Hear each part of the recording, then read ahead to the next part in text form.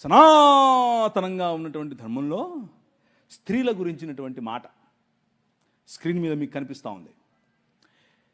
స్త్రీణాం స్వభావానాం ఇచ్ఛామి శరేతుం భరతస్థం స్త్రియో హి మూలం దోషాణం లఘుచిత్తాః పితామహ. స్త్రీలంటేనే దోషముల చేత నింపబడిన వారు అని చెప్తున్నాడు. ఏంది నన్ను చూస్తున్నావు? నేను చెప్పలేదు, ఆయన చెప్తున్నాడు. ఇక్కడ యుధిష్ఠిరుడు చెప్తున్నాడు. ఎవరికి చెప్తున్నాడు? గంగపుత్రుడైనటువంటి భీష్మ పితామహుడితో చెప్తున్నాడు. పితామా అంటున్నాడు. స్త్రియోహి మూలం దోషాణం లఘుచిత్తాః. చిన్న బుద్ధి అంట వాళ్ళకి. ఇది వాళ్ళ రాజ్యం, వాళ్ళు కట్టే రాజ్యం ఇది. వాళ్ళు కట్టే రాజ్యంలో స్త్రీకి ఉన్నటువంటి పాత్ర ఇది. మహాభారతం అనుశాసన పర్వం సెక్షన్ నెంబర్ 38 ఏమని చెప్తుంది? Verily from the same eternal source have women sprung into existence at the time again. O Naradamuni, when women were created these faults that I have enumerated were planted in them. భగవంతుడే వారిలో ఈ కుశల బుద్ధిని, ఈ కుటిల బుద్ధిని, ఈ ప్రజలను మోసపుచ్చే బుద్ధిని, ఈ తక్కువ బుద్ధిని స్త్రీలలో ఉంచాడు, ఆయనే పెట్టాడు. ఇది వాళ్ళు కట్టే రాజ్యం.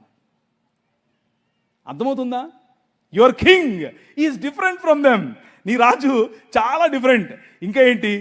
బ్రహ్మవైవర్త పురాణం 61వ అధ్యాయం 22-41 నుంచి, women are made by god Brahma to seduce and spoil men.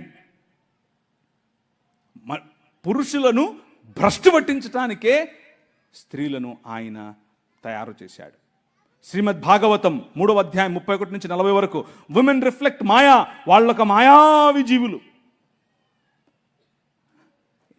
నువ్వు నవ్వుతున్నావు, నేను చెప్పట్లేదు బాబు, వాళ్ళు చెప్తున్నారు. ఇది నా ఉద్దేశం కాదురా నాయన, వాళ్ళ ఉద్దేశం. నా ఉద్దేశం వేరు. చెప్తాను. మనుస్మృతి 9వ అధ్యాయం 17వ వచనం, Manu while making women desired her for sexual pleasure. కేవలం వాళ్ళు రతిలో పాల్గొనటానికి, రతిలో కేవలం పురుషులకు సుఖం ఇవ్వటానికి మాత్రమే చేశారు. వాళ్ళు ఎంతసేపు వాళ్ళకి అదే కామవాంఛ అని రాశారు. నేను అనట్లేదు, వాళ్ళు రాశారు. భగవద్గీత 9వ అధ్యాయం 30-32 says women are born from పాపయోని. పాపయోనుల నుంచి పుట్టిన వారు స్త్రీలు. మహాభారతం 13వ ఖండం 19వ, Veda says women are bad and deceitful. మాయావులు, మోసపుచ్చటానికే స్త్రీలను దేవుడు చేశాడు. మనుస్మృతి 5వ అధ్యాయం 147-148 వచనాలు, women should never be free, they must be under father or husband or sons. అందుకనే మన సంస్కృతిలో, మన దేశంలో స్త్రీలకు స్వాతంత్రం లేదు.